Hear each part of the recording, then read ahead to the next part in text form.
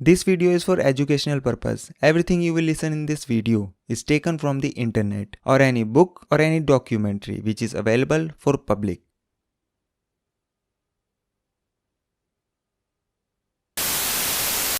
कहते हैं कि राजस्थान एक ऐसी जगह है जिसके हर हिस्से में कोई न कोई कहानी या राज दफन है। और आज की कहानी भी राजस्थान के एक ऐसे ही रहस्यमय किले की है जिसकी कहानी कहाँ से शुरू होती है और कहाँ खत्म होती है किसी को नहीं पता। हेलो दोस्तों, नमस्कार। मेरा नाम है आकाश और आप लोगों का बहुत बहुत स्वागत है कहानी क्राइम की चैनल पर। उम्मीद करता हूँ कि आप लोग बहुत अच्छे होंगे। आज की कहानी एक ऐसे किले की है जिसको लेकर तमाम किस्से और कहानियां हैं। और जब भी भारत की सबसे भूतिया और श्रापित जगहों का जिक्र होता है तो इस किले का नाम सबसे पहले लिया जाता है। दिल्ली से लगभग 235 किलोमीटर दूर राजस्थान के अलवर जिले में तीन तरफ से अरावली की पहाड़ियों के बीच में एक किला बना हुआ है जिसका नाम है भानगढ़। भानगढ़ किले को साल 1573 में आमेर के राजा भगवंत दास ने अपने छोटे बेटे माधो सिंह के लिए बनवाया था। जब यह किला बनकर तैयार हुआ तो यह बहुत ही आबाद और खुशहाल हुआ करता था और उस वक्त पूरे भानगढ़ में 9000 से भी ज़्यादा घर हुआ करते थे। मगर फिर अचानक से ऐसा क्या हुआ कि एक हंसता खेलता शहर खंडहर में बदल गया और आज लोगों के बीच भानगढ़ किले का इतना खौफ है कि लोग वहां दिन में भी जाने से कतराते हैं। बाकायदा भारतीय पुरातत्व विभाग, जो कि इस किले की देखरेख का काम करती है, उसने एक बोर्ड पर यह साफ साफ लिखवा रखा है कि सूरज निकलने से पहले और सूरज डूबने के बाद किसी भी इंसान का इस किले में जाना सख्त मना है। यानी कि आप दिन के उजाले में तो भानगढ़ के किले में जा सकते हैं, पर अंधेरा होने से पहले ही आपको वहां से बाहर आना होगा।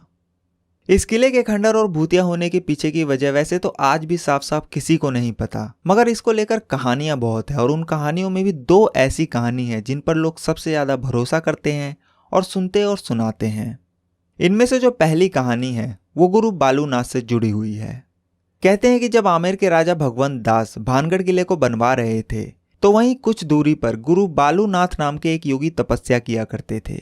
जब उन्हें पता चला कि आमेर के राजा यहाँ पर एक भव्य किला बनवा रहे हैं तो उन्होंने राजा भगवंत दास के पास एक पैगाम भिजवाया और उन्हें अपने पास बुलवाया।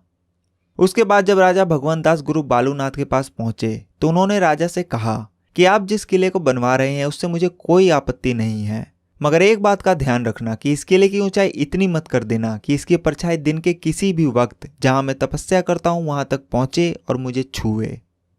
उन दिनों जितने भी साधु संत और महात्मा हुआ करते थे सभी बहुत सिद्ध हुआ करते थे और सभी का बहुत आदर किया जाता था और उनकी कही किसी भी बात को हल्के में नहीं लिया जाता था। इसलिए राजा भगवंत दास ने भी गुरु बालूनाथ की बात को सुनने के बाद ठीक वैसा ही किया और भानगढ़ किले के किसी भी भाग की ऊंचाई इतनी नहीं की कि उसकी परछाई गुरु बालूनाथ तक पहुंच सके। गुरु बालूनाथ की इस बात का ख्याल अगली 2 पीढ़ी तक तो रखा गया, मगर कहते हैं कि जब तीसरी पीढ़ी ने भानगढ़ की गद्दी संभाली तो उन्होंने इस बात को सीरियस नहीं लिया और गुरु बालूनाथ की दी हुई चेतावनी को अनसुना कर दिया।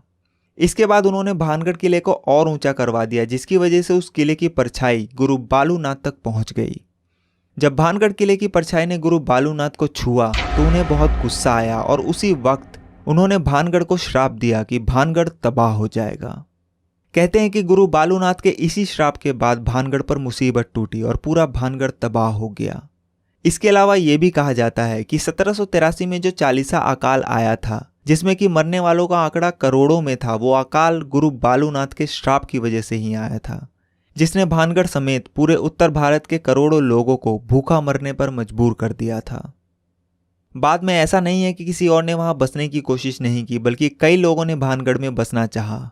कई लोगों ने वहां नए मकान बनाने की भी कोशिश की, मगर कहते हैं कि जो भी वहां मकान बनाता है उसकी छत कभी नहीं टिकती और हमेशा गिर जाती है और लोगों का मानना है कि ये सब भानगढ़ के श्रापित होने की वजह से ही होता है।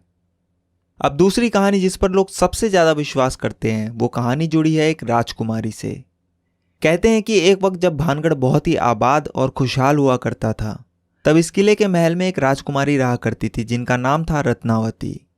राजकुमारी रत्नावती बेइंतहा खूबसूरत थी और उनकी सुंदरता के चर्चे दूर दूर तक फैले थे, जिसकी वजह से आए दिन बड़े बड़े राजाओं की शादी के न्योते आते ही रहते थे। मगर इन राजाओं के अलावा एक और शख्स जो राजकुमारी रत्नावती का दीवाना था उसका नाम था सिंघिया। सिंघिया जो है वो एक तांत्रिक था और जब से उसने राजकुमारी रत्नावती को देखा तभी से वो उन पर बुरी तरह फिदा हो गया था और अब वो किसी भी तरह राजकुमारी रत्नावती को पाना चाहता था। मगर उसे पता था कि वो सीधे तरीके से कभी भी राजकुमारी को नहीं पा सकता, क्योंकि कहाँ वो शमशान में रहने वाला एक तांत्रिक और कहाँ वो महलों में रहने वाली राजकुमारी। इसलिए उसने राजकुमारी रत्नावती को हासिल करने के लिए एक दूसरा तरीका ढूंढ निकाला और अब बस वो सही मौके की फिराक में लग गया। एक दिन आखिरकार उसे ये मौका मिल ही गया। हुआ यह कि उस दिन राजकुमारी रत्नावती की एक दासी भानगढ़ के बाजार में आई। दरअसल वो दासी राजकुमारी के लिए बालों में लगाने वाला तेल खरीदने आई थी और तांत्रिक सिंघिया को किसी ऐसे ही मौके की तलाश थी। जब वो दासी राजकुमारी के लिए तेल खरीदकर वापस जाने लगी तो तांत्रिक सिंघिया ने उस दासी को किसी बहाने से रोक लिया, और क्योंकि वो तंत्र मंत्र की विद्या में माहिर था, इसलिए जो तेल दासी ने राजकुमारी रत्नावती के लिए खरीदा उसने उस तेल के ऊपर चुपके से काला जादू कर दिया।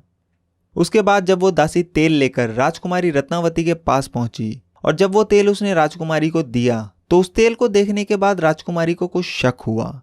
कहते हैं कि जो राजकुमारी रत्नावती थी वो भी बहुत ही सिद्ध थी, इसलिए तेल देखते ही उन्हें पता चल गया कि इस तेल पर किसी ने तंत्र मंत्र का इस्तेमाल किया है। फिर जब राजकुमारी ने अपनी दासी से पूछा कि बाजार में तुम्हें कोई मिला था क्या, तो उसने तांत्रिक सिंघिया के बारे में बताया। सिंघिया का नाम सुनते ही राजकुमारी को सारा माजरा समझ में आ गया और उन्होंने वो तेल की शीशी एक पत्थर पर दे मारी, जिसकी वजह से वो सारा का सारा तेल उस पत्थर पर बिखर गया। दरअसल तांत्रिक सिंघिया ने उस तेल पर ऐसा काला जादू किया था कि जो भी उस तेल को लगाता वो उस तांत्रिक के वश में हो जाता और खुद ब खुद उसके पास आ जाता। पर क्योंकि राजकुमारी ने शक की वजह से उस तेल का इस्तेमाल नहीं किया, इसलिए राजकुमारी तो बच गई, मगर जिस पत्थर पर वो तेल बिखरा उसी पत्थर के अंदर वो सारा का सारा जादू टोना समा गया, जिसकी वजह से हुआ ये कि अब वो पत्थर खुद ब खुद लुढ़क कर तांत्रिक सिंघिया की तरफ बढ़ने लगा। तांत्रिक सिंघिया ने जब देखा कि एक बड़ा सा पत्थर लुढ़कता हुआ बड़ी तेजी से उसकी तरफ बढ़ रहा है तो उसे सारी बात समझने में देर नहीं लगी, मगर इससे पहले कि वो कुछ करता वो पत्थर उसकी छाती पर चढ़ गया, और क्योंकि वो पत्थर बहुत बड़ा था इसलिए अब उस तांत्रिक का जिंदा बच पाना नामुमकिन था। पर मरते मरते उसने एक श्राप दिया और कहा कि राजकुमारी रत्नावती सहित इस भानगढ़ के सभी लोग मारे जाएंगे और इन सभी लोगों की आत्माएं ताउम्र भानगढ़ के किले में भटकती रहेगी। ये श्राप देने के बाद तांत्रिक सिंघिया तो मर गया, पर कहते हैं कि उसके मरने के कुछ वक्त बाद ही भानगढ़ और उसके पास के एक और राज्य अजबगढ़ के बीच बहुत भयंकर युद्ध होता है, जिसमें पूरा भानगढ़ तबाह हो जाता है। इस लड़ाई में अजबगढ़ की सेना पूरे भानगढ़ में कत्लेआम मचाती है, जिसमें रानी रत्नावती सहित भानगढ़ के बहुत सारे लोग मारे जाते हैं। हालांकि इतिहास में कहीं भी भानगढ़ और अजबगढ़ के बीच हुए युद्ध का कोई जिक्र नहीं है, पर सदियों से यही कहानी सुनी और सुनाई जा रही है। कहा जाता है कि इस युद्ध के बाद भानगढ़ का किला कभी आबाद नहीं हो पाया और ना ही उसके बाद कोई यहाँ बस पाया। वक्त बीतने के साथ साथ भानगढ़ और वीरान होता चला गया और आज भूतों का गढ़ बन चुका है। कहते हैं कि युद्ध में मारे गए सभी लोगों की आत्माएं आज भी भानगढ़ में मौजूद है। भानगढ़ में आज भी रोज रात को बाजार सजता है, खंडर हुई इमारतें फिर से खड़ी हो जाती है, अंदर आज भी राजा का दरबार लगता है और राजा आज भी अपने फैसले सुनाता है। वहाँ के लोकल निवासियों का कहना है कि उन्हें रात को अंदर से चीखने की आवाज़ आती है, कभी हंसने की आवाज़ आती है तो कभी घुंघरुओं के बजने की आवाज़। वो ये भी बताते हैं कि भानगढ़ किले के अंदर आज तक जो भी रात में गया वो फिर कभी जिंदा लौटकर नहीं आया, और अगर कोई जिंदा वापस आ भी गया तो उसकी दिमागी हालत खराब हो जाती है या फिर किसी दुर्घटना में मौत हो जाती है। इसके अलावा एक और चीज़ जो इस किले के बारे में मशहूर है वो ये कि जब भानगढ़ और अजबगढ़ के बीच युद्ध हुआ तो उस वक्त बहुत सारा खजाना भानगढ़ के किले में छिपाया गया ताकि बाद में जब भी मौका मिले उसे वहां से बाहर निकाला जा सके। और इसी खजाने को आम लोगों की नज़र से बचाने के लिए यह अफवाह फैलाई गई कि भानगढ़ किले में आत्माओं का वास है। पर क्योंकि भानगढ़ और अजबगढ़ के बीच हुए युद्ध का कोई इतिहास है ही नहीं, इसलिए वहां किसी खजाने के छिपे होने की बात में कितनी सच्चाई है उस पर भी सवाल खड़े होते हैं। एक कमाल की बात और कि हर किले का शुरू से लेकर अंत तक अपना एक इतिहास होता है। भानगढ़ का किला कैसे और किसने बनवाया इसका तो इतिहास है, मगर यह तबाह कैसे हुआ इसका इतिहास में कोई जिक्र नहीं है, और यही चीज़ भानगढ़ के किले को और रहस्यमयी बनाती है। दिन में भानगढ़ घूमने गए लोगों में से कई लोग ये बताते हैं कि उन्हें ऐसा लगता है जैसे उनका कोई पीछा कर रहा हो, ऐसा लगता है जैसे वहाँ कोई ना दिखाई देने वाली शक्ति मौजूद हो। भानगढ़ में जो नृत्यकों की हवेली है उसमें से किसी को घुंघरुओं के बजने की आवाज़ आती है, किसी को ऐसा लगता है जैसे उनका कोई गला घोट रहा हो, तो कोई कहता है कि जब वो राजकुमारी रत्नावती के कमरे में गया तो उसे वहाँ थप्पड़ पड़े। इन खबरों के आने के बाद तब से लेकर अब तक कई बड़े न्यूज़ चैनल की टीम और पैरानॉर्मल सोसाइटी ऑफ इंडिया के लोग रात के वक्त वहां जाकर भानगढ़ की पड़ताल कर चुके हैं। वो सभी लोग अपने साथ भूतों या आत्माओं की मौजूदगी बताने वाला डिवाइस भी लेकर गए। उनकी पड़ताल में उन्हें भानगढ़ के किले में नेगेटिव एनर्जी तो मिली, मगर वहां किसी आत्मा का वास है या नहीं इसका कोई सबूत नहीं मिला। और ना ही उन्हें वहां कोई सजे हुए बाजार दिखे और ना ही कोई राजा का दरबार। उनके हिसाब से लोगों ने भानगढ़ के बारे में जो कुछ भी सुना या पढ़ा है, सिर्फ उसी की वजह से लोगों को ऐसा भ्रम होता है कि वहां कोई मौजूद है और अलग अलग चीजें महसूस होती है या फिर सुनाई देती है। इसके अलावा भारत सरकार की तरफ से रात के वक्त किले में एंट्री बैन करने की वजह से भी इन भूत प्रेत वाली बातों को हवा मिली। मगर वहीं दूसरी तरफ लोग आज भी इन किस्से और कहानियों को सच मानते हैं और उनके हिसाब से भानगढ़ के किले में आज भी भूतों और आत्माओं का वास है। कुल मिलाकर आज भी ये किसी को नहीं पता कि आखिरकार 300 साल पहले भानगढ़ में ऐसा क्या हुआ था कि वो ऐसा वीरान और खंडहर बन गया और पूरे भारत की सबसे डरावनी और भूतिया जगह कहलाने लगा। तो ये थी पूरी कहानी भूतों के गढ़ भानगढ़ की।